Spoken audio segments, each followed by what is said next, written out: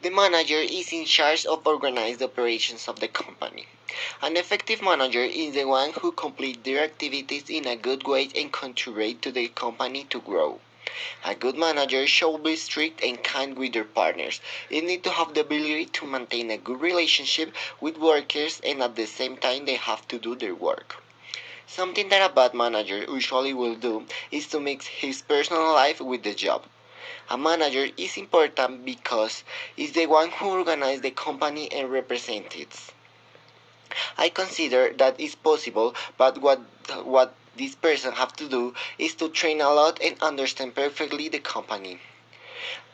I think that I could be a good manager because I am organized and a good leader. The principal difference between a manager and a leader is that the manager have to take care of the company. You need to manage and at the same time have to be a good leader.